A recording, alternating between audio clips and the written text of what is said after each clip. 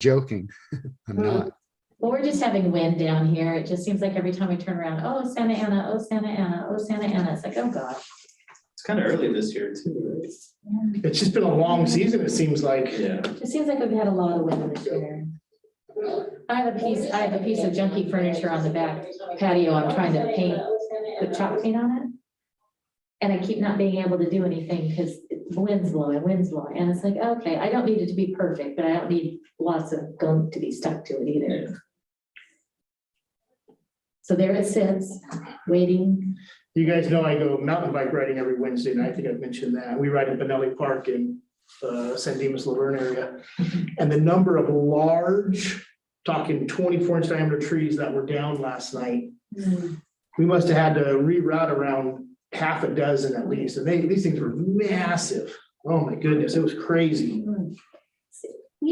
Is it that we have no trees, or is this just that every tree in Harupa Valley has already been tried and tested?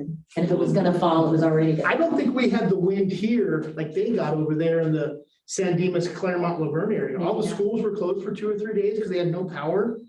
It was a couple of Rebecca employees. Right down that canyon and it just intensifies. It's like. But there's been times when it's blowing like crazy here, and I'll talk to her, she goes, it's not even windy here. Oh, I know. You know, it's no rhyme or reason to have Blowing it. like crazy here and I'll go to work in Riverside, there's no wind. Yeah, you cross the river, and the second you hit the other side of the river. That's Loretta coming to Light work. breezes. Yeah, I know, I go out with the dogs out in the morning, probably leave, and it's like, maybe a little breezy get here, and my car's going like this as I'm driving. I know. It's funny. Yeah, my coworker lives in Pomona. This tree fell in front of his car. Oh, no. So the Oh, whole my. big tree. No. Unbelievable. Last week in my. Saw your boss announced a little run for a supervisor Oh, county position yesterday. supervisor, yeah. For 2022. Yeah, this year. Wow. It'll be interesting. I guess better San Bernardino County Supervisor than San Bernardino City Council. Yeah, San Bernardino City Council is a little cray right now. she doesn't live there anyway, so she's lucky enough.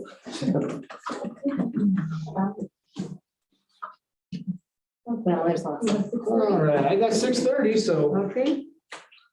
We will begin our regular scheduled meeting for Harupa Valley Parks and Recreation, January 27th.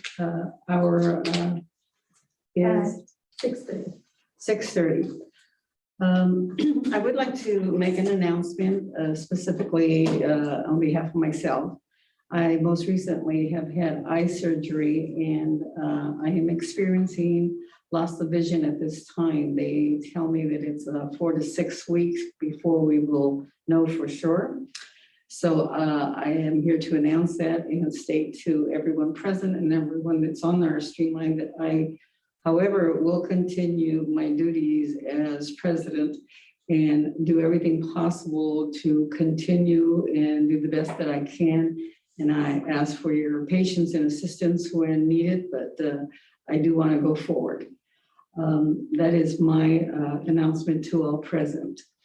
So we will begin with our regular scheduled meeting, and we have the Pledge of Allegiance that will be conducted by, I'm looking to Madam Secretary. We have Mr. Godinez. Mr. Godinez with you, please. All right. Put your hand over your heart. Ready, begin. I pledge allegiance to the flag of the United States of America and to the republic for which it stands, one nation, under God, indivisible, with liberty and justice for all.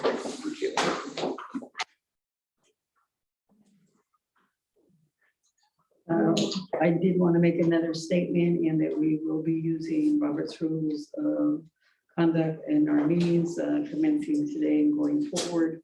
Our responses are yea and nay and present. May I have roll call, please? Yes, roll call. Pedro Pascual, Present. Jose Luis Medina, Present. Rebecca Dorothy Burns, Present. Kim Darrell Johnson, here. Ross Leisha. Present. All right, and your next presentation. We have no presentations this evening. Oh, I'm sorry that we did. Are there any public comments? Madam President, before we go too far, it would be appropriate for us to make an announcement, which I'll be happy to do for you if you would like. Yes, please. And that is that prior to this open session meeting, the board met in closed session pursuant to Government Code Section 54956.8 to give advice to and hear from its negotiator for property acquisition, and the property under consideration are the 5 parcels listed on the agenda. That concludes the announcement. Thank you. Well, our next line item, Madam Secretary, is Yes, I'm showing the next line item will be our consent calendar. would anyone like to pull anything from our consent calendar? I move to approve the consent calendar. Anyone second it? I'll second that motion. Okay, all right. And then we will take a vote, please. All in favor? Any opposed? Same sign? Okay, this motion is moved and carried. Yes. Okay, we are moving right along here, and I am seeing our consultant here is not on our meeting yet. But I just had a phone call. Oh, that was, Would that be for 5.1? yes. Nope, okay, make sure. Okay, Proceed and come back to that one. yes, I would say at this point, if we could, You want to proceed to the action items or? yeah, let's, I'm just trying to do 2 things at once, I apologize. I guess next would be 5.2. Yeah, I'm trying to get a hold of our consultant. This is not their cell phone, shoot. Let's give him a moment. We are moving rather quickly, so let's proceed to 5.2. Okay, As you stated, I'm sorry. yes, we have the staff report. Yes, item 5.2. This is a proposal from Blink Network LLC for electric vehicle charging stations at Skyview Event Center. As you're aware, when we built that, there are the infrastructure to install as many as 20 charging stations moving forward. We have worked with a number of different EV charging companies and looked at their proposals for the installation of the equipment. All of them came in some fashion or another that was really no cost to the district up front for the installation of equipment, primarily because we've already put a lot of the infrastructure in. We've looked at multiple different models that they had available, and this is frankly the best proposal for us. There was another company that we liked a lot. However, they did not like our charging station locations and wanted to install different locations in medians and would essentially tear up the parking lot. And it was just not something that we were comfortable recommending to the board. The proposal here from Blink would be to initially install 2 charging stations. Each charging station has double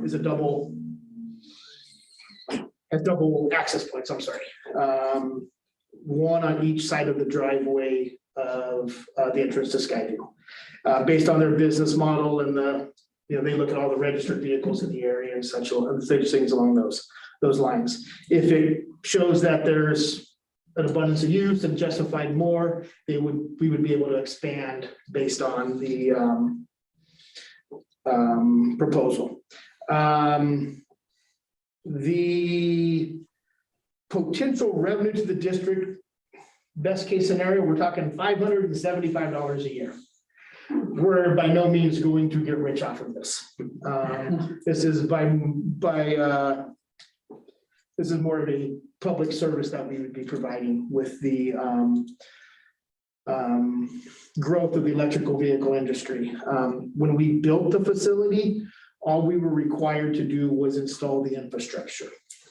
Had we started the program process 1 year later, we would actually be required to have these installed as part of our opening based on the current building code. We are getting requests from people for the charging stations. There is an $18 fee per month for a network fee that would be deducted from essentially our profits. The way that the contract is written, and we're also reimbursed for any electricity that is used, and it's based upon what our current utility rates are. And their computer systems monitor how much utility, how much power is going into the vehicles, and that is reimbursed to us as well. So their, best case scenario on their business models is we would make the whopping $575 on these the 2 charging stations with the 4 connection points. We would have, there's timers on them, so people wouldn't be trying to come all hours of the night and parking in the parking lot when it's locked and stuff like that. We could cut them off at 10 o'clock at night, not turn them on until 7 in the morning type of a situation. That's all done through their computer system. So this is, if I could take this. Okay. Hey, it's Colby. Yes. Yep.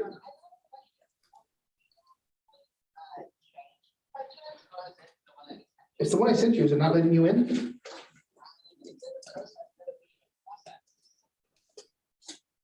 It says, well, the same. Let me send you another link real quick. Okay, give me 2 seconds and it's coming to a email you had already sent. So try to send it again. No, not a problem. We just move on to another agenda item and we'll come back to yours once you get logged on.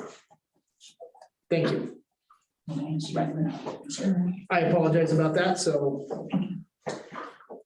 I see you looking at the map right See the there. map and show the actual locations. You said it's by the entrance? It's just to the left of your finger. Right, nope, right there.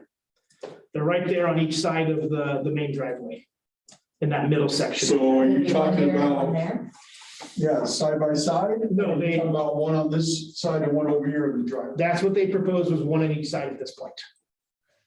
But we could change that. We could tell them we want them both on the north side or both on the south side.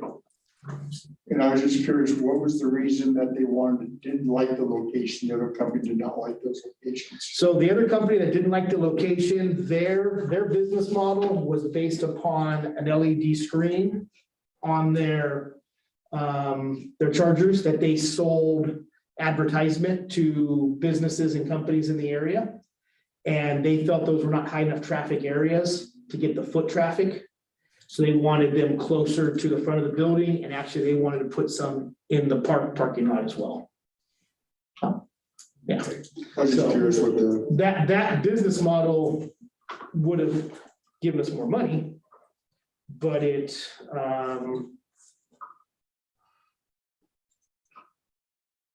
sorry.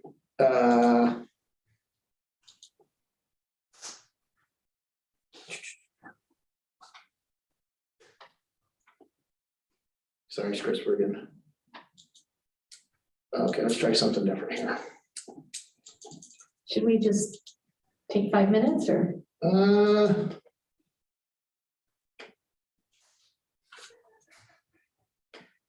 Why is this not? If you would please, like, take 5 minutes, I'm sorry, I just want to make sure we get them on here. Madam Chairman, is that okay if we pause the meeting for 5 minutes? Yes, please. We'll take a 5-minute break so that we can get connected. Thank you. Let's try this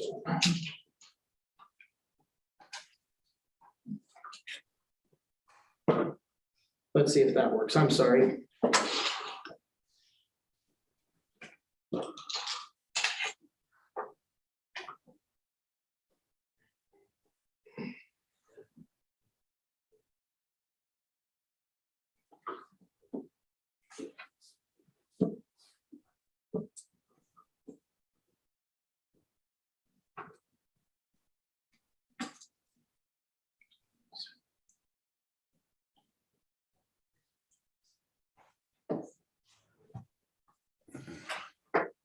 There we go.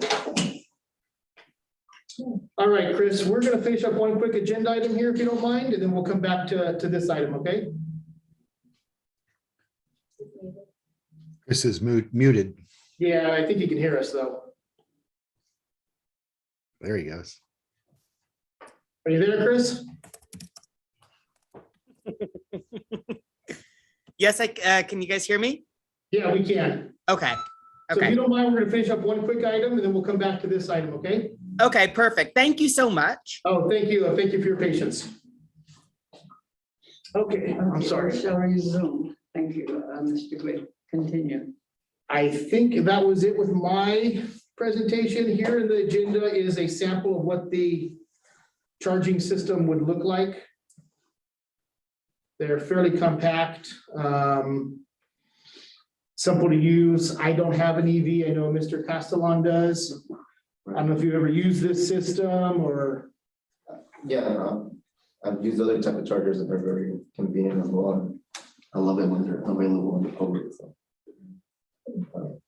Yeah, are these the ones that someone charging would have to pay for right there at the spot? yes, they are paid. Okay. It's not a free, we could offer it for free, but we're obviously paying for all the service on it. And that's where the revenue comes from, right? That's where the revenue would come from, yes. So if you look here on this page, this is it's their hybrid system they're calling, so based on $100 of revenue, processing fee of 8%, the electricity is based at $30.77. Our network access fee is $18, puts a total revenue at $43.23. And then there's it's a 60-40 split, so we get the 40% plus the reimbursement of electricity puts us at the $48. So really, it's a $17.29. So every $100 of electricity, we would get $17.29 plus the cost of electricity, if that makes sense. But the electricity is a wash because we're paying for it already and we're just being reimbursed for our use now. What do they mean by network? That is, I guess it's equated to like a franchise fee is the best way to put it. It's something every one of these EV charging stations have had. And they've all been in that $15 to $20 per station rate. And then is the revenue for Skyview or is it for the district? It would be however we wanted to allocate it. It could be a general fund revenue, you know. It could be just for Skyview, however we wanted to allocate it. And if one of these gets damaged or It's, functional. as long as it's not us that's damaging it, we have no liability for it. Okay. Madam Chairman, Any more? Yes. Yeah. if you don't mind. You said people are asking for them? What people? Just our residents. You know, people that have EV electric vehicles know that the switchgear that's out in the parking lot is for electric vehicles. Where's electric vehicles at? They also know new buildings have to have them. Oh. So, But any electrical, I mean, I don't have an electric vehicle, any electric vehicle uses, because I go places where there's only Tesla charging stations. Correct. I don't know if any vehicle can use a Tesla charging station or only Teslas can use a Tesla. branded I'm not sure for Teslas, I know every other one has a standard. as a standard thing. so yeah, if Mr. Castellan maybe correct me if you know more than I do, but there's a universal plug Okay. that everybody uses except for Tesla. Oh, gotcha. Tesla owners carry an adapter. Oh, So they can plug in. Now, the Tesla charging stations you typically see at the mall or wherever they're out, you know, along the highway there, those are typically they call a supercharger, and they charge at a much higher capacity, much faster as part of their Yeah. their draw and stuff. So a Tesla vehicle could charge here. Edgar's car, he could not charge at a Tesla charging station, I believe. Never tried, but I'm pretty sure. Okay. Unless somebody can tell me why, my inclination would be to put them next to each other on one side or the other, because to me that would. I don't Makes sense to understand me, why you yeah. would put one here and one there. Mhm. but was that not their suggestion of design and not ours? I don't think they were. I don't think they really had a strong reason for it. It was not adamant. I don't know if they were just looking at the desire to have them in both parking stalls. I don't think they realized 95% of the time when people come in that parking lot, they're parking on the north side anyways. Just for some reason, the majority of people park over there. They're not going to the south side.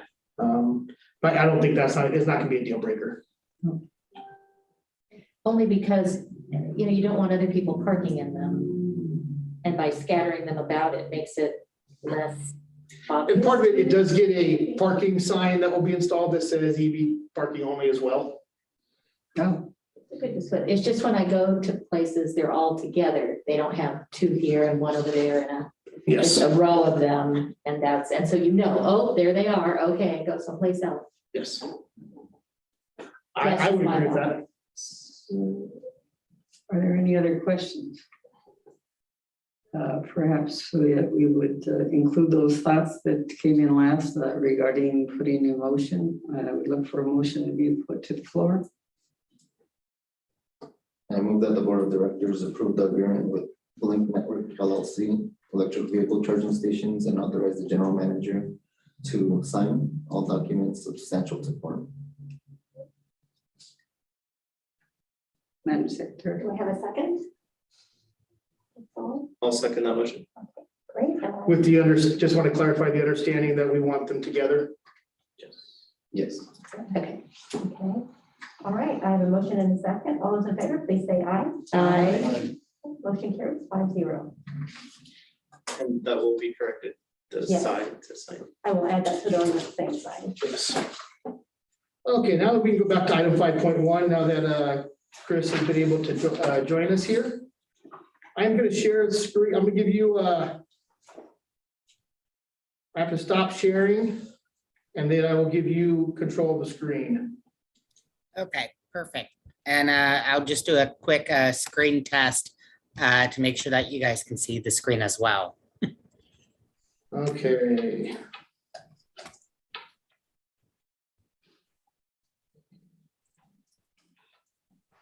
All right, Chris, you should be able to share your screen now.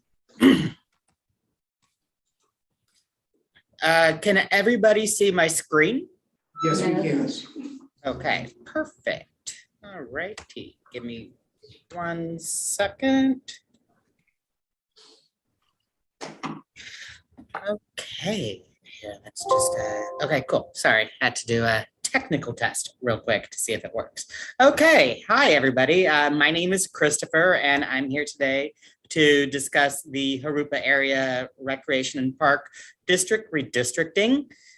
In late September of last year, the data was released by the California Department of Finance, and we did see that there was a significant change in population by about 12% or close to about 12,600 people in terms of the 2010 to the 2020 census.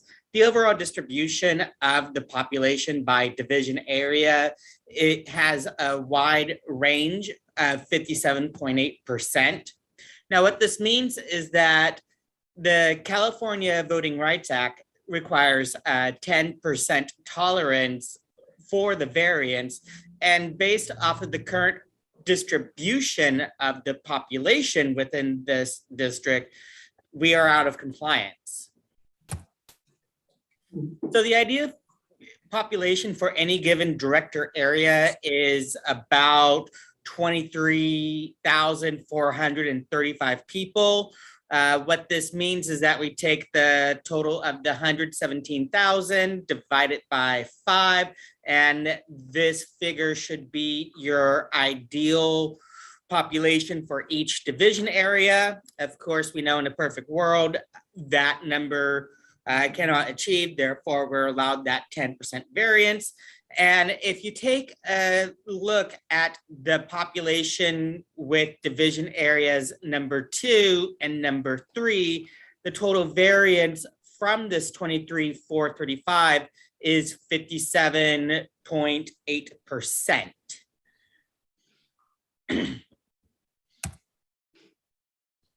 So if we take a look at this total population as reported by the census and compare it to those of whom are ages 18 and over, we still have a majority Hispanic population within this district, and the rest of the distributions of the racial and ethnic makeup of this seems to fall in line with the voting ages 18 and over and the total population.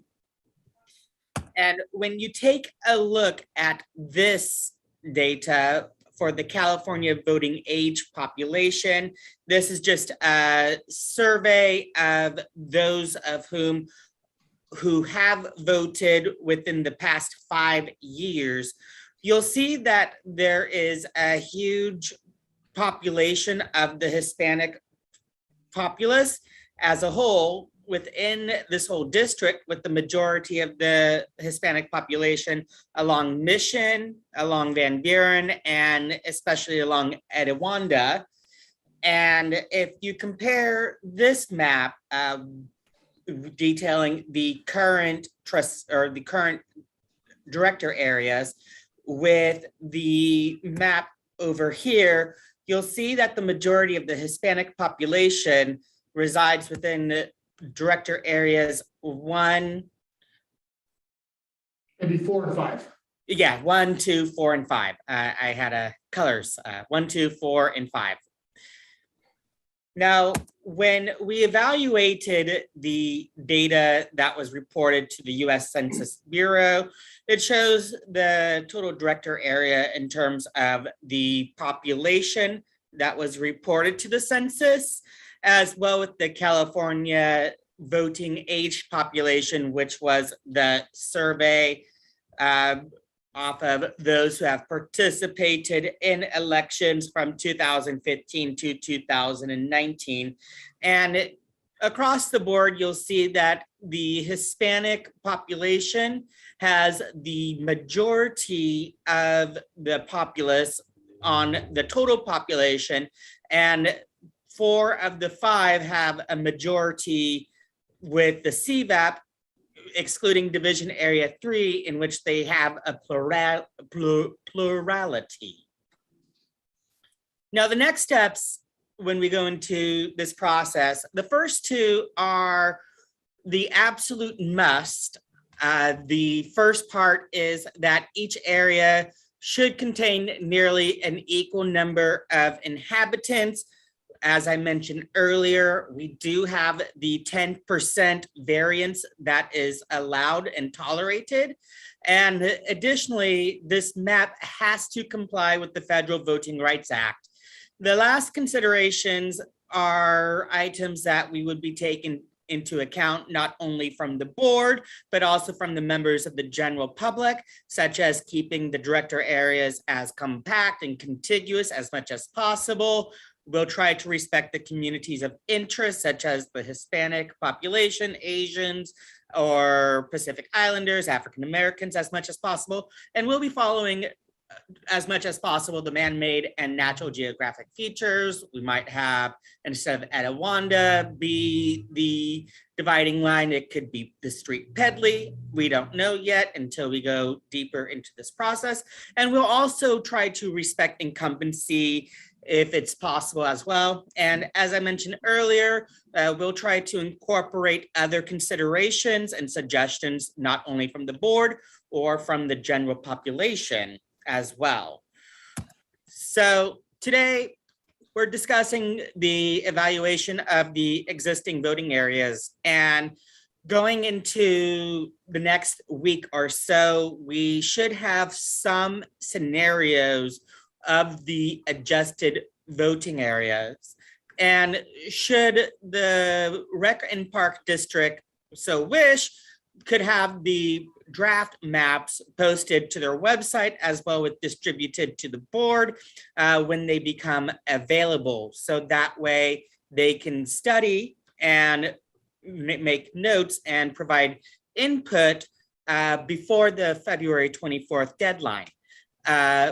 Additionally, at the February 10th board meeting, I will be presenting the initial scenarios. And again, from about from when the maps become available to February 23rd, we would be incorporating the input from the board and the public.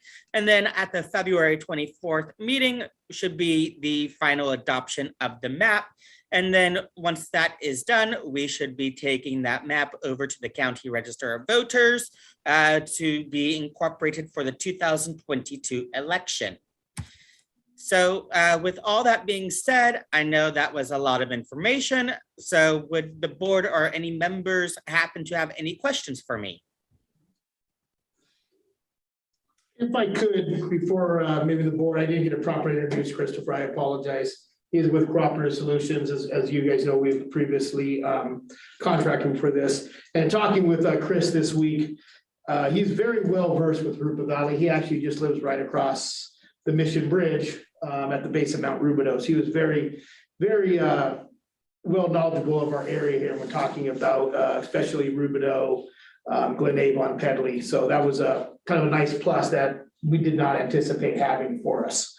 And I think a caveat there too is our timeline here is a best case scenario. We technically have until April 16th to file, correct, Chris? That is correct. April 17th is the date. Okay. We wouldn't want to obviously push it that far, but the timeline proposed is a best case scenario. With that, I would open it up to questions or comments from the board for Chris.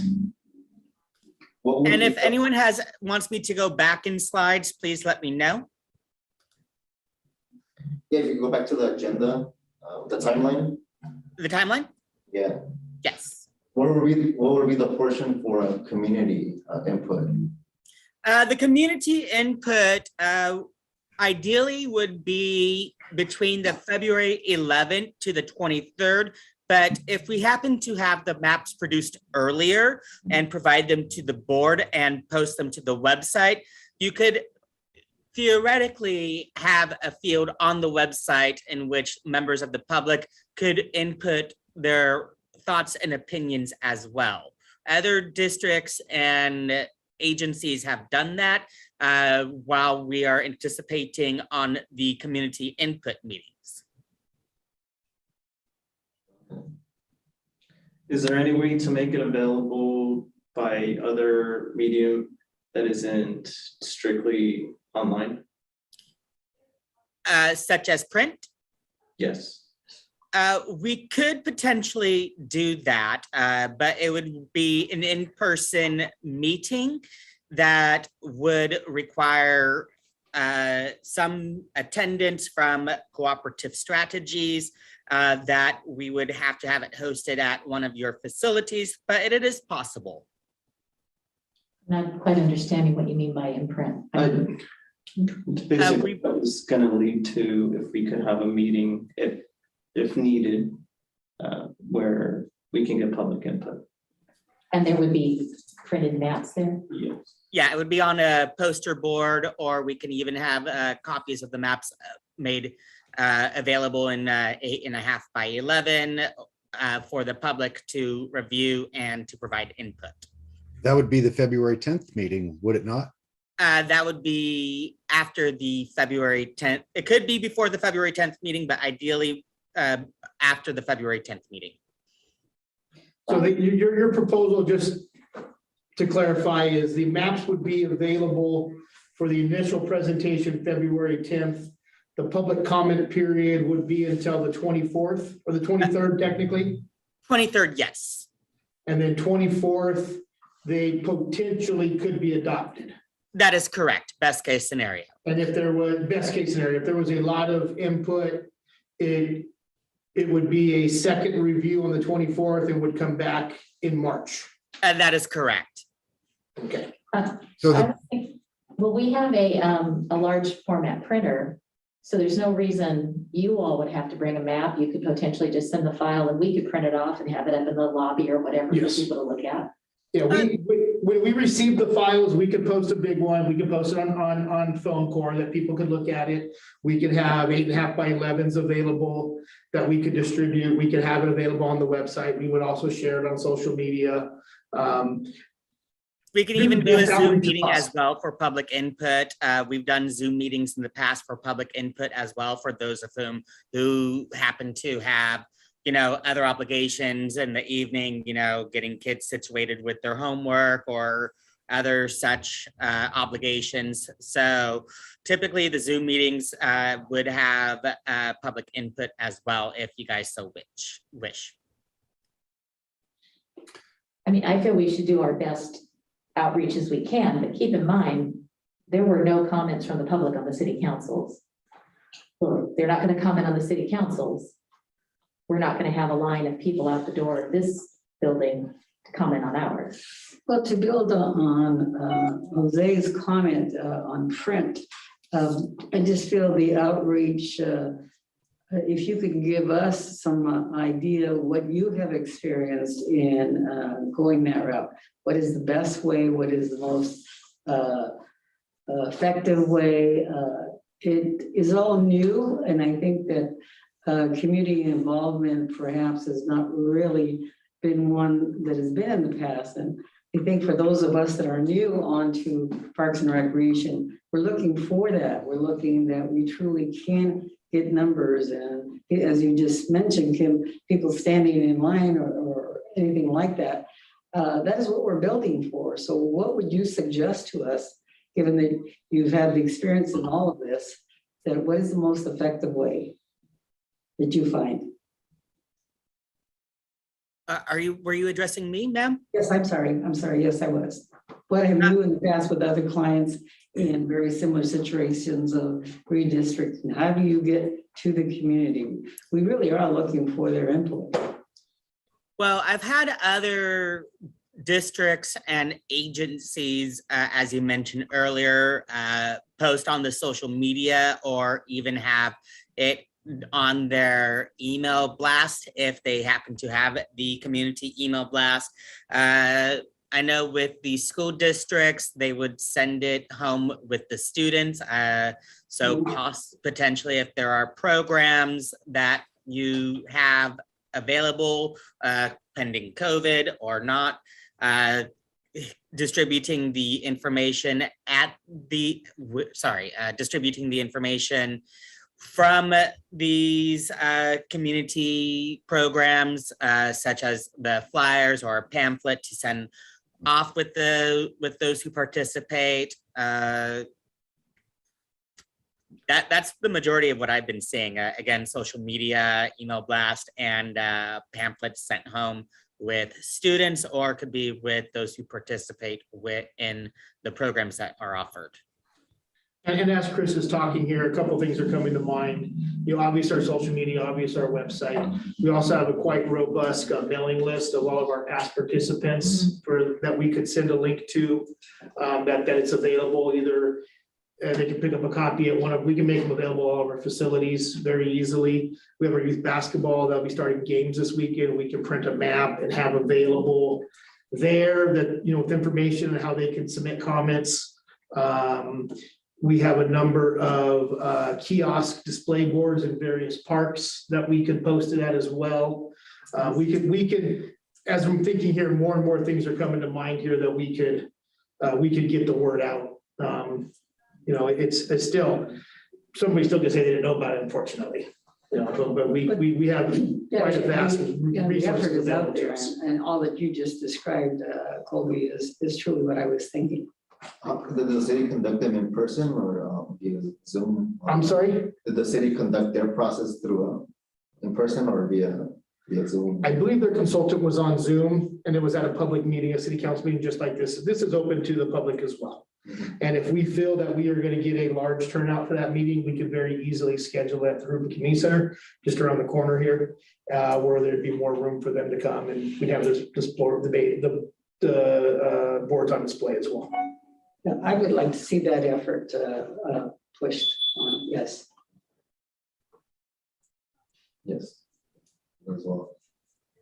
So we will look first to do it through Zoom, and then if we get a lot of people, we'll do it through in person. Then we'll understand. Yeah, Chris, and I think you have the experience of this, obviously, conducting these meetings via Zoom. And when spectators are in the audience and they're able to comment, you're not having any problems communicating or getting their input? Are you?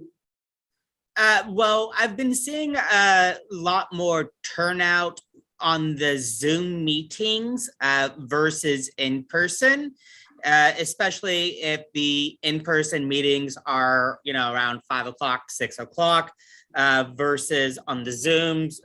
It's typically easier for people to log on to a Zoom meeting than it is to find a sitter or, try to beat home the traffic.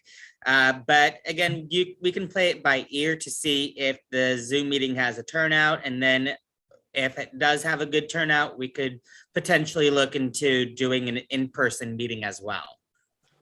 If we did a hybrid solution and somebody was here, say Miss Laja's here and she wanted to comment and she commented from the dais, you've had no problems taking that input, correct? That is correct. I appreciate all input because that makes my job a lot easier in drawing the maps. Additionally, would we have the ability to present it bilingual Spanish? We could have translators. I've had translators attend my meetings in the past, but that would ultimately be up to the board to decide as well to procure the translator. Okay. I'd love to move back to the map and maybe we can make some comments on, give him some input on the map and how it might be laid out in the future. Okay, the current map as it is, or the heat map? The current map. Okay. So my biggest bugaboo with this map, and it's been ever since I've been on the board, is the big blue district up at the top. Yes. Because that stretches all the way from Lindsay Street in Glen Avon all the way out to, the Santa Ana River and the San Bernardino County line. And it takes in part of Glen Avon and all of Belltown. It's just, it doesn't represent communities of interest, shall we say. And so I just think that is something we need to fix. And better take into account communities of interest. It didn't take into account communities of interest in 1984 when it was drawn, and it certainly doesn't take them into account today. So that's my biggest bugaboo. I think when you look at, I know that our district goes past the 15 freeway, unlike the city of Harupa Valley, for example. But when you look at the city of Harupa Valley's map, it doesn't have quite so many long things, and you see what I'm saying? Yes. Yeah. So that would be my main hope, that we can fix that with this redo. I.e., I don't want you to just, I don't think you can with the numbers that we have, but just, I'm hoping we don't just get little changes around the edges and we leave that giant blue splotch across the top, et cetera, et cetera. Well, there will be 3 scenarios presented, and of course, the 5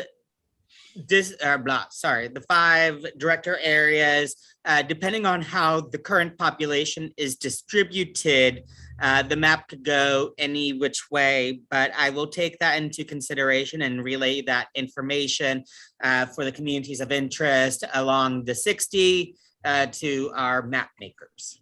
Thank you. And Chris, just for clarification, we cannot split up voting districts, correct? Census district. Census blocks, that is correct. So if we take a look over here, let's just say this is a census voting block. I highly doubt it is, but it could be. We cannot split this guy in half. Additionally, if we take into account this pocket over near Stater Brothers, we can't theoretically split this guy in half as well. And census blocks typically follow along major thoroughfares as well? That is correct. It follows major thoroughfares. As you can see, you have the 60, you have Mission, you have Van Buren, you have Adewanda.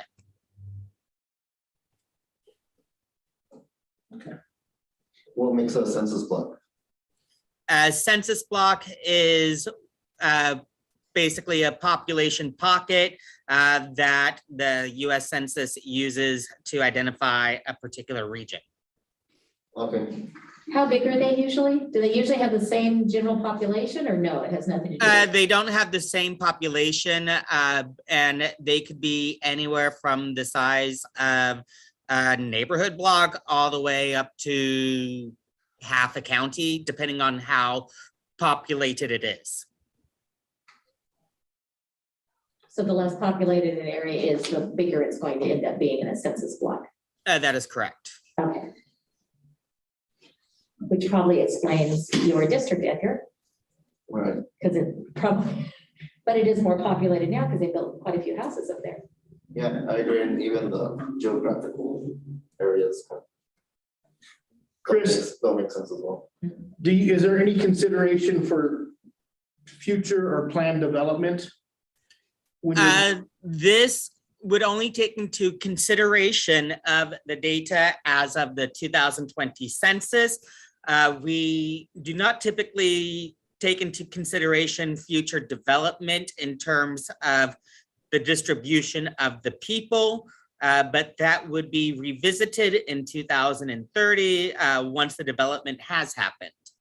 Okay, What about developments that are currently under construction, not just planned, but are actually being built? Do you take those into consideration? Sorry, could you repeat your question? Yeah, okay, so you can't take into consideration future developments, but what about developments that are already under construction that are happening right now and were happening when the census took place? Unfortunately, we do yet not take completed. into consideration of that information. so you physically have to have people living in the dwellings That is correct. in 2020. Okay, like the example is Division 2, there's essentially been no development within that division in the last 20 years, but there's a substantial one under construction right now. Okay. Thank you.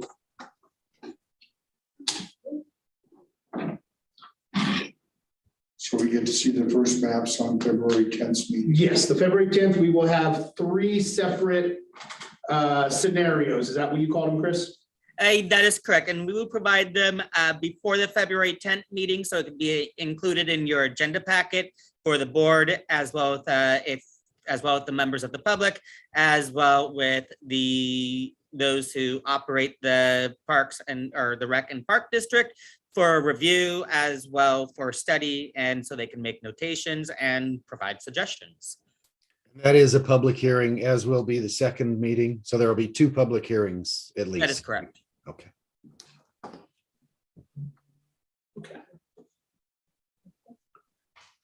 there any more questions?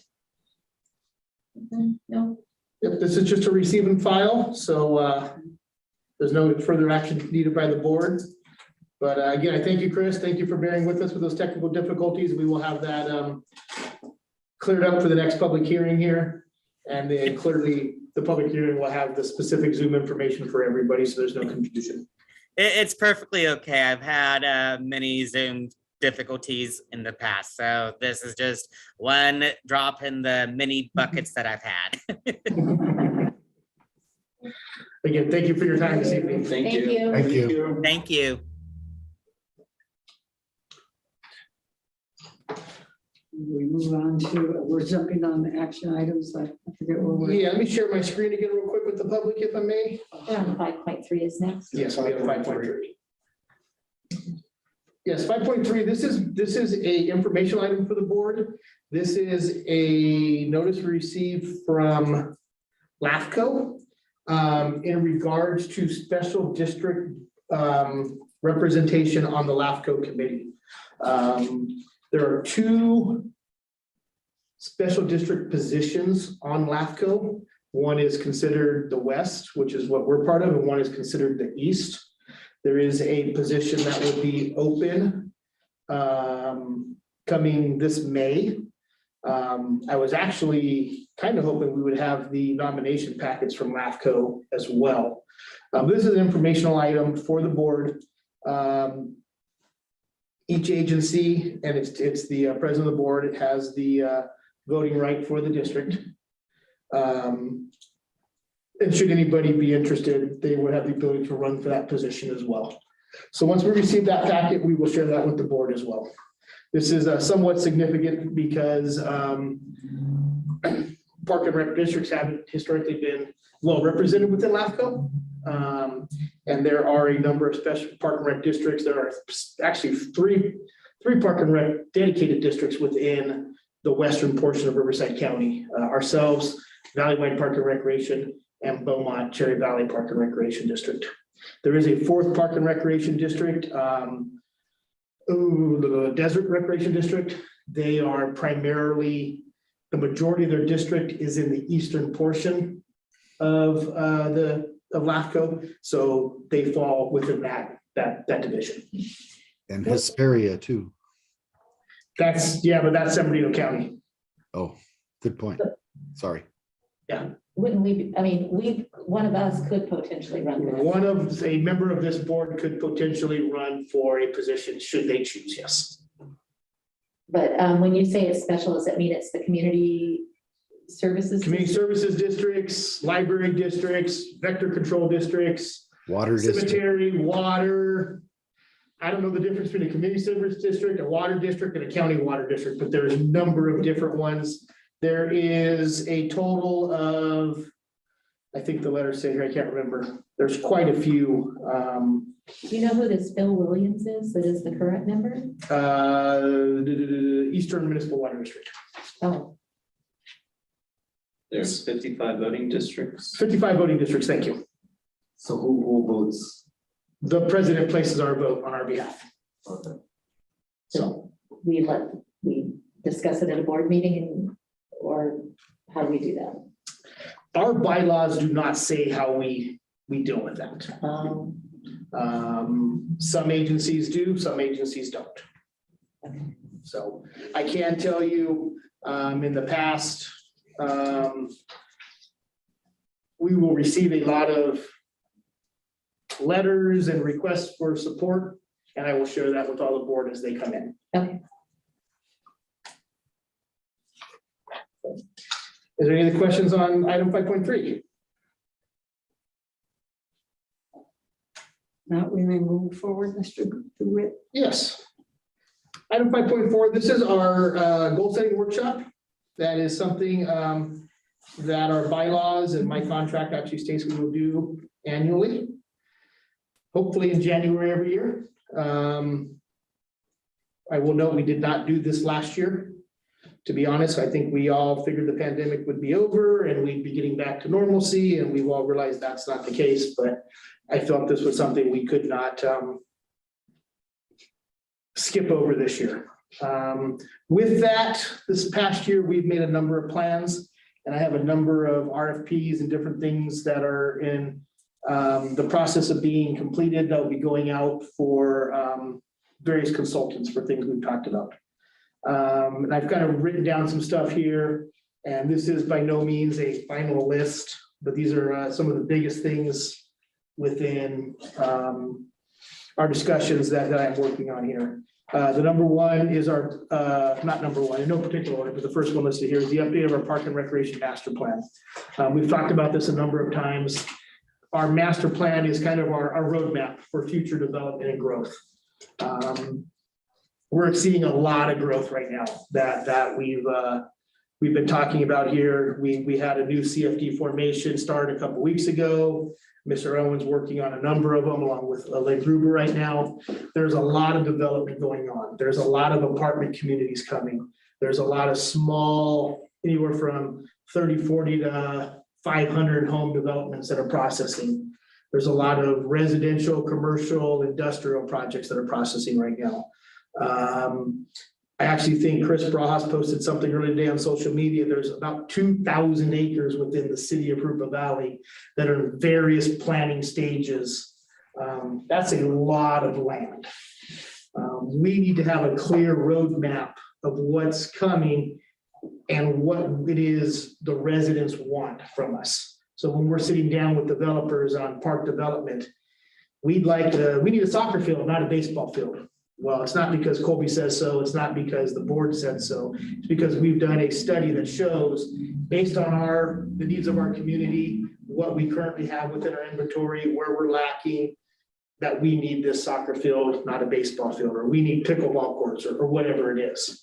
There's a lot more weight when we're negotiating and having discussions with developers. And it also, it really helps us with our financing, so we know what to be looking forward to.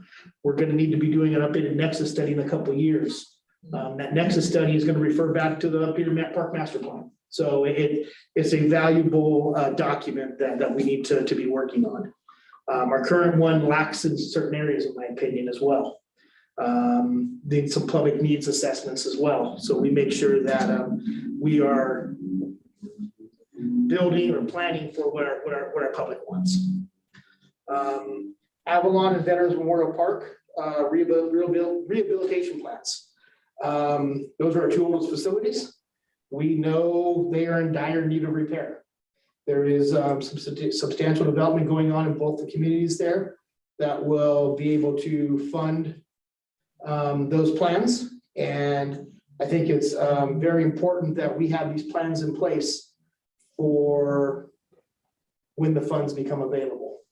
You know, there's nothing, it's not gonna be anything worse than, hey, we got the money now, okay, to start planning. It's gonna take us a year to come up with a plan, and then we go to bid, and then we go, you know, 3, 4, 5, 6, 7 years later, we're finally getting the project done. That's a very valuable tool that we need to be working on. The Harupa Community Center rehabilitation, that's again one that we've already identified. We are using our Prop 68 funds on. I have a RFP for architect ready to go to be going out on February 1st. You should see that coming to the board here sometime in early March. So that's a project that's moving forward here. A continued investigation of land banking for future park sites. That's an ongoing goal. As I mentioned earlier, there's a couple different parcels that I'm inquiring on any given time. I'm constantly looking for stuff. As you're aware, right now is not necessarily the best time to buy land.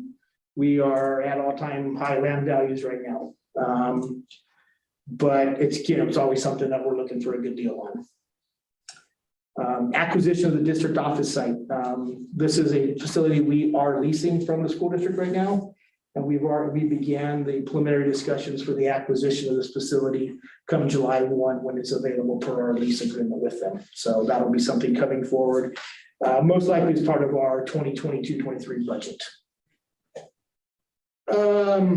Development of a support level plan. This will identify the areas and programs and activities the district not only offers, but programs we might want to subsidize and which activities should be self-supporting. The example is our youth basketball program.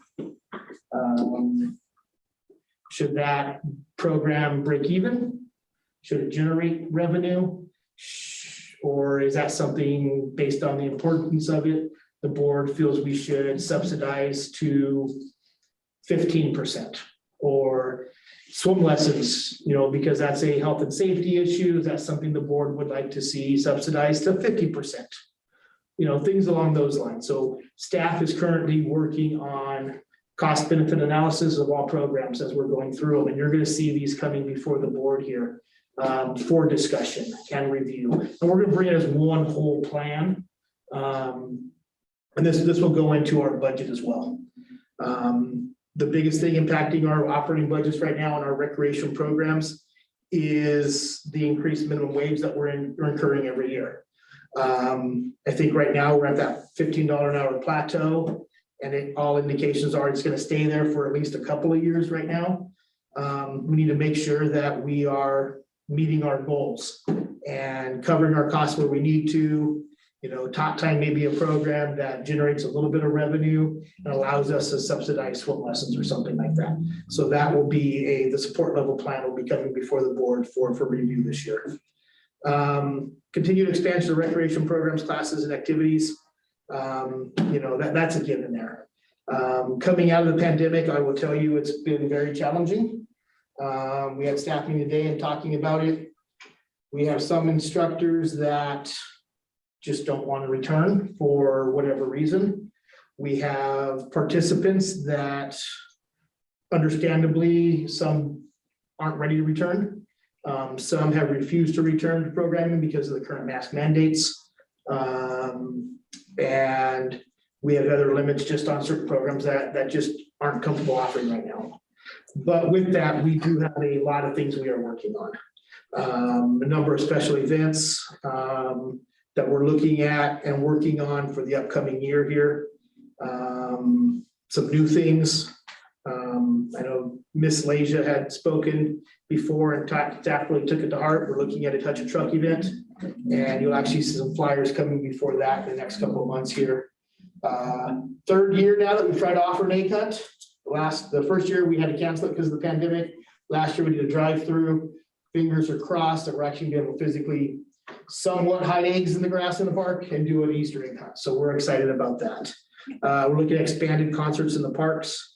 We're looking at some different cultural events. We'll be working with our recreation facilities and special event committee on presenting some of those coming forward. And we're actually also looking at collaborating with some of our partner agencies to put on events throughout the district and city. Another thing that we're looking at now is, we talked about the last board meeting here, is a district sponsorship packet. We put one in place in the past, and we just hadn't really been in a financial situation, and there hasn't been the growth that really supported it. I really do feel that is changing now. We have to be somewhat cautious as who we're seeking donations from, but that will also set criteria as to who we would and would not accept from donations as well. And then on the administrative side here, update and create a district values and mission statement. I think that will be something that I'm asking a lot of input from the board as well. We want to be instilling the district values in everything that we do. It's something I want to do a lot of training on with staff and impress into them the importance of these values. It's the reason we are doing what we are doing. And I would like to see that go through everything we do, from our maintenance department to our recreation department to the board of directors to staff here in the office. We're not just doing this because we want to. We're doing it for specific reasons. Ties in with our mission statement. I think it'll be a way to bring staff together. These last 18 months, going on 2 years now, have been awkward for everybody.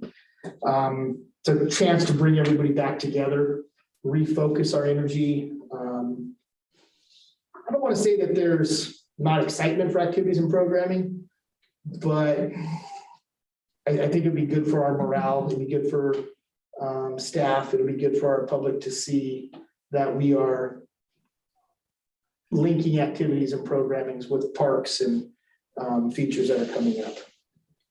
The other thing that we need to do is update and review our park construction standards. There's a couple things that have changed with the building code that we need to be looking at.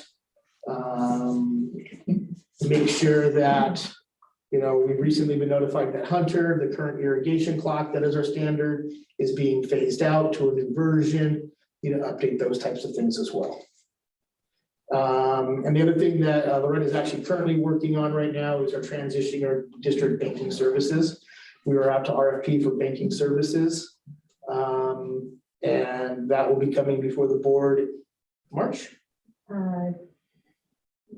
End of February, 1st of March. So we've had a number of banking agencies contact us with questions and input.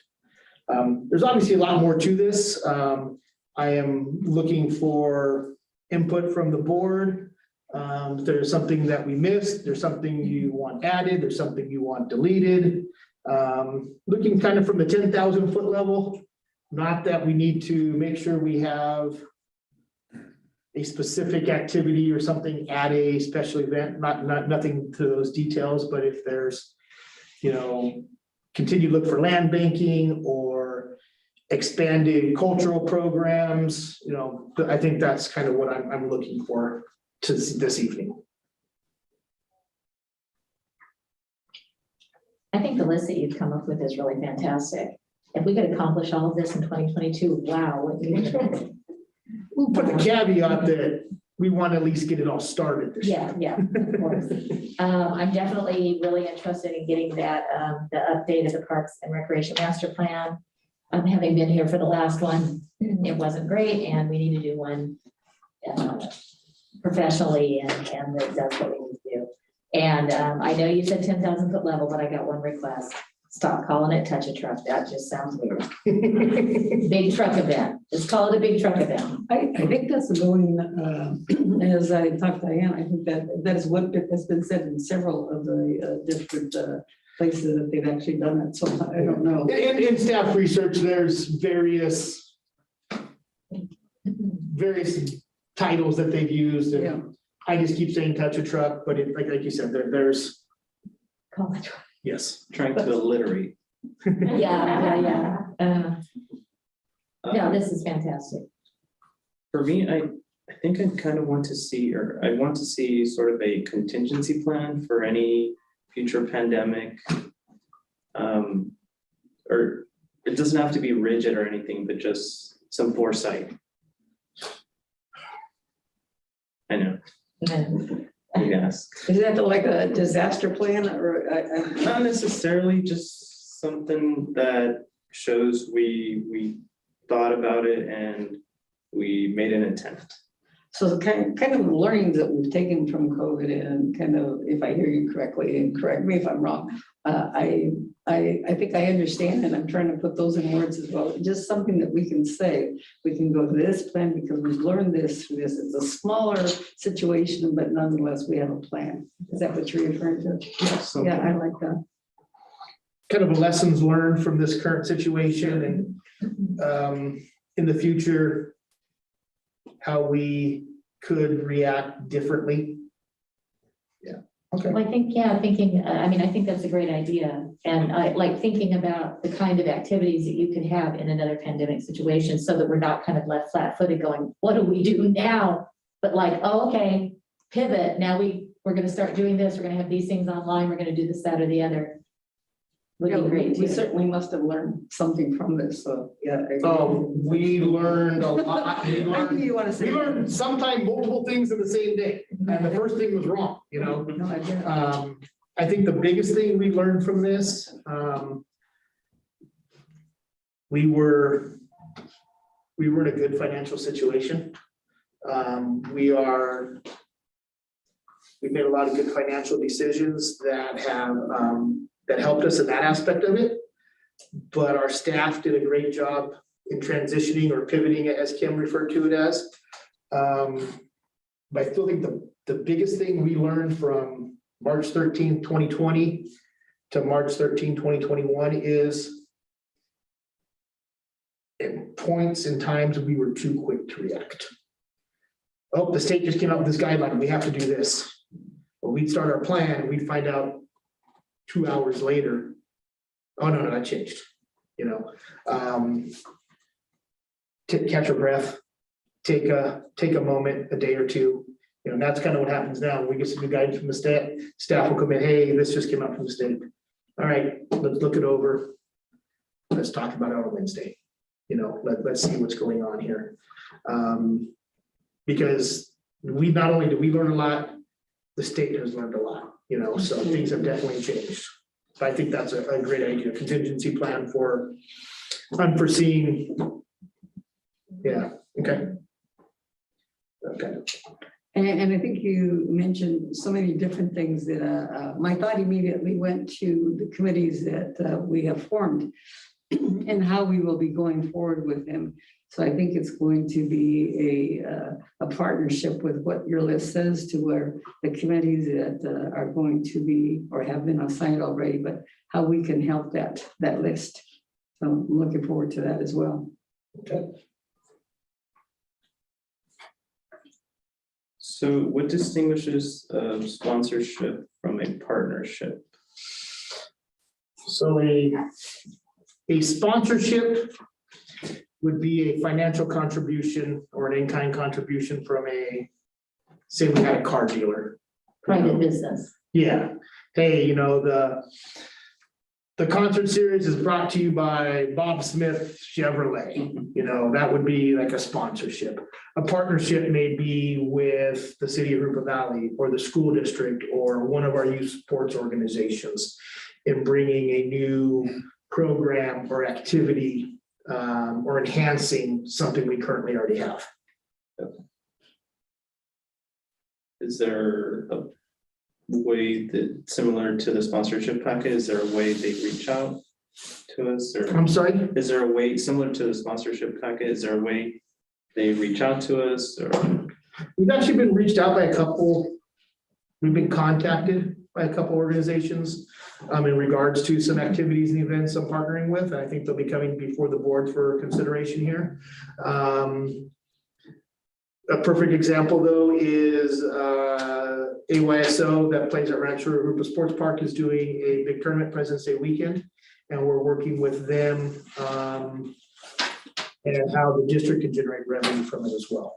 So I think that's a great example of a partnership that we're currently working on that I think we're gonna be pleasantly surprised that we might actually come away some piece of revenue from that event. So. Thank you.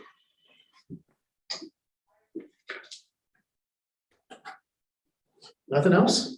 Well, I just agree with Kim. I think it's a big list and it'd be a miracle if we could get through all of it. So I don't really know what I want to add to anything. You know, I think it's a great list. It touches on all the right points. And this is just to start off with, right? I'm sorry? This is just to start off with. This is to start off, and if there's something that comes up down the road and throughout the process, I really think, you know, that the main priority, we gotta get the community center up and start that project. But the main priority after that is gonna be getting the master plan going.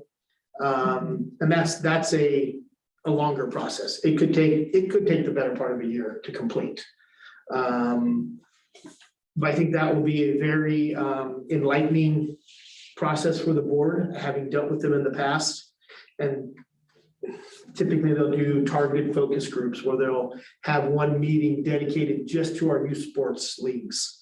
And talking to them and asking them, okay, from the girls softball aspect or the side of it, what are your registration numbers doing? Where do you see them going? Who is your national governing body and what type of information can they show us on the national level for where the growth is coming from? The same thing, we would have one focused in this community on the equestrian community. Most likely, we would have one kind of open to the general public. We would look at programs and activities, a specific focus group. We would look at different ethnic groups to make sure that we're meeting their needs and desires. So I think it'll be very educational. That's something our current master plan does not have. And I think that's really one of the biggest disadvantages we have when looking at that, because it doesn't represent our community. And Colby, did I understand you to say that the master plan is one that is developed here? Once it is developed, to whom do we, or are we thinking to present that? Or is that for us to move on? That's for us. It's adopted by the board. It's typically something that's reviewed every 7 to 10 years. We'll be coming up on 7 here shortly. We technically do submit it to the county boards of supervisors, but they don't really have any say in it per se, because we don't cover any unincorporated part of Riverside County anymore. We don't have to present it to the city, but we would share it with them. Which would be a good idea, right? Correct, yes. Informational sharing, and it can be a great tool when you're working with not just developers about building new homes, but also say you get some big, huge company wanting to relocate to Harupa Valley. You know, we may have the land available to them, but one of the things that big corporations also look at is, if I'm going to relocate my company here, do we have the schools that are needed for our employees? Are the amenities there within the community that they're looking for? Maybe we may not have it, but we can show that it's coming. You know, so that's another tool which it could be used for, is really to help with economic development as well. When did you think you might be coming back to us to ask us to approve going out for RFP on this? I should have the RFP to the board maybe the second meeting in February. I'm gonna see how all the redistricting stuff is going. It may just come the first part of February. But I have some samples right now that I'm reviewing. One of the things they're looking at it's a small niche of companies that do these services. And there's a couple different styles of master plan. And really what it'll come down to ultimately when we're choosing one is what is it we're looking for? You know, do we need a traditional one that's thick as a phone book and has umpteen million maps and different things that we never read and understand? Or do we want something slick, streamlined, straight to the point? Those will be based on the presentations. One thing I'm also curious about, in terms of trails, I saw our map on the website. What's our relation to that in terms of, do we manage any of them? Do we partner? Managing the map or the actual trails The itself? trails. That would actually probably be something that'd be a great presentation to give to the board.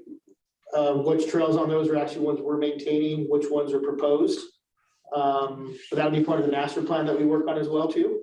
I think that'd be a great presentation to the board to better understand our trail system. Yeah, that's something I'm also curious about. Kind of, we can roll put that that for you. into the future projects. Okay, thank you, Colby. Do we need any action on that? No, it's just All a receive and information. file. And I believe that was the last action item on the agenda, is it not? Correct. Can we move forward then? I believe in terms of, do we have any committee meetings scheduled? I know that we have them formulated. Everybody has received their notice from me as to what committee you are on, but do you have any? We did prior to that, we do have our general manager report and comments from the board. Right, I was going to say that to the end, but okay. Quick, I'll give the general manager report here. As I mentioned, youth basketball games do start this Saturday. Staff has some great COVID protocols in place. Primarily we're only playing one game at a time. We've added extra time in between games, so game A ends. People for game B can't come in until the people that to the gym from game A.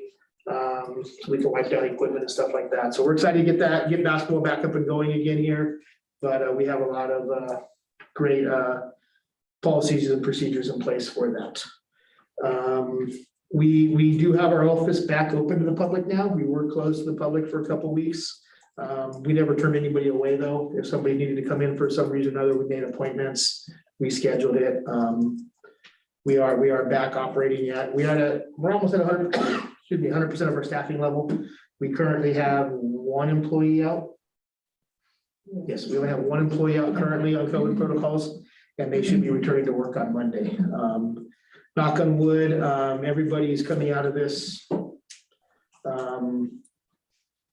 with the best case scenario. So we're excited to see that. We are still seeing some hesitancy in recreation programming. As we talked when we had snow day right before the last board meeting, and tennis was great. It was just the energy level wasn't, I think is the best way to describe it, just wasn't there. We're still kind of seeing that in some of our activities and programming here. Knock on wood, vandalism has been down lately. I don't know if it's the wind keeping people out or what. We've had some tagging that we kind of get no matter what, but major vandalism has been down. I hope to share with you guys a video tonight of the restroom facility being set at Shadow Rock Park. Unfortunately, due to some technical difficulties, I wasn't able to make it work on my computer. The quality of it was all, when it downloaded, it got all messed up. But that was quite an experience on Wednesday morning out of Shadow Rock Park. I know a lot of you did see it on our social media. Each one of those buildings weighed like 40,000 pounds. And the precision they had the public restroom has on those things. From the time they picked the first one up, the time they had them bolted together was like almost an hour exact. It was phenomenal. Theoretically, if the park had power and operating water and sewer, they would have been operational by the end of the day Thursday. Really excited to see that coming together. This park is starting to take shape right now. So you'll see a lot more posts coming, information coming in regards to that as that park becomes, start to look at my park here. It is scheduled for completion right now, July 1.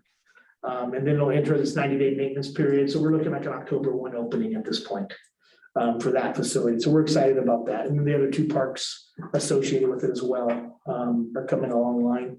We are starting to see improvements in supply chain, meaning we're not having massive delays in getting different supplies that we were at one point. Don't get me wrong, it's not perfect.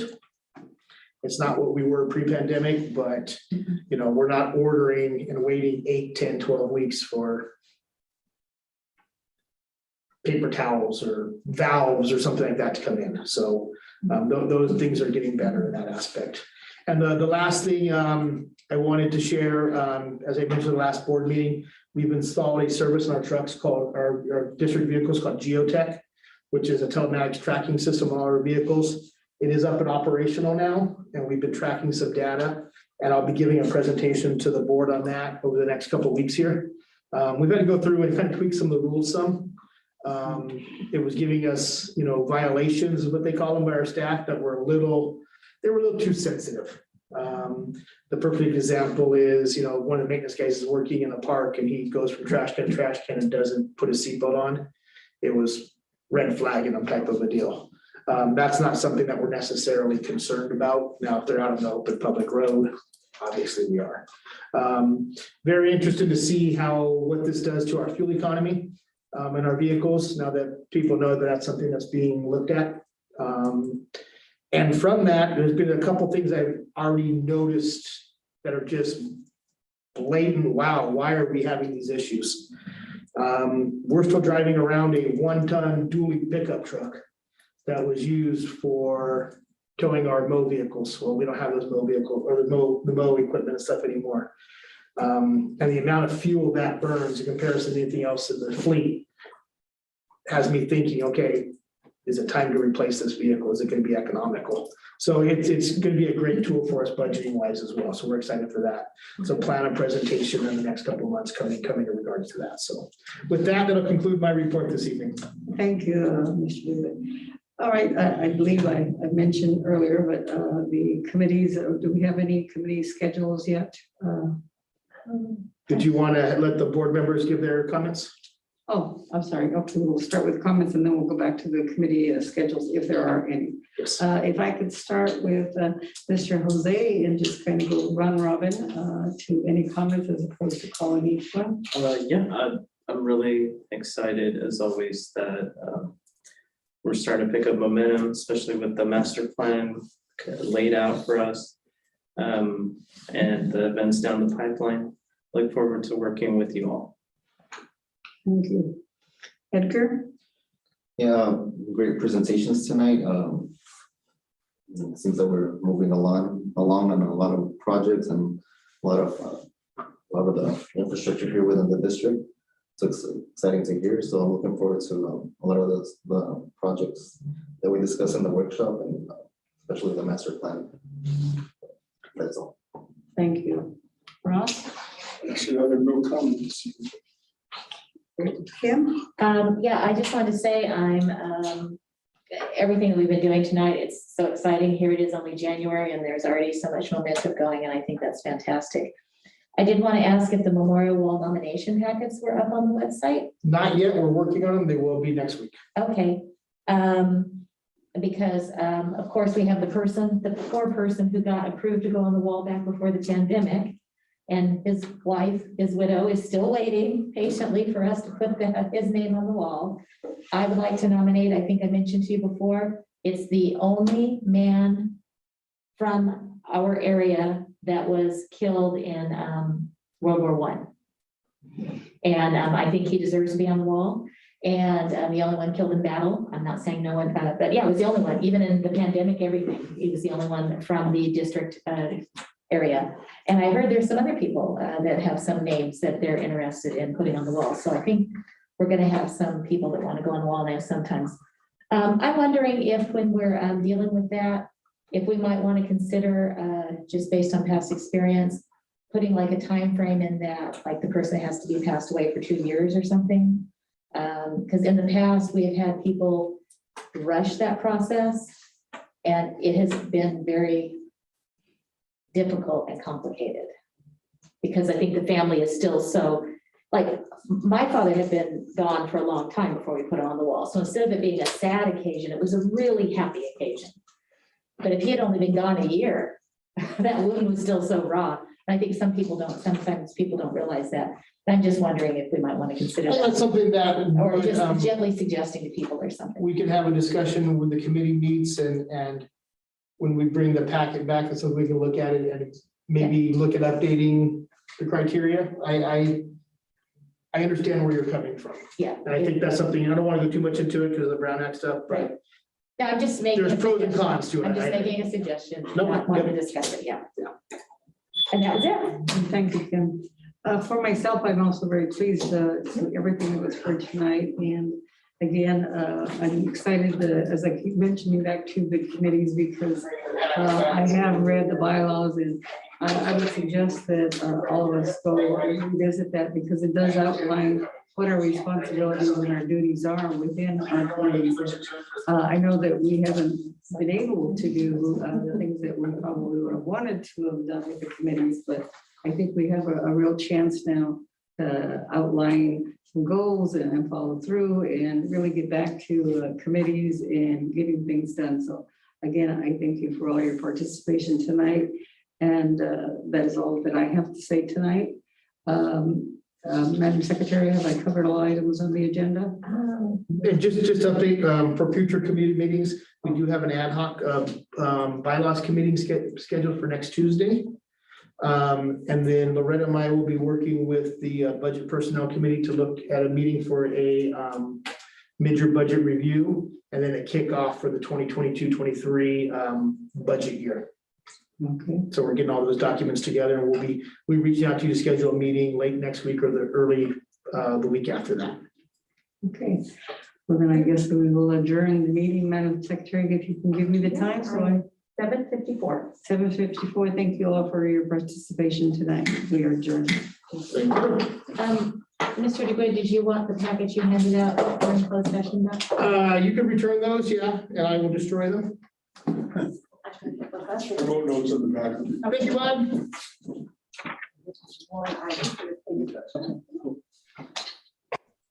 That's not page. No, it was just for.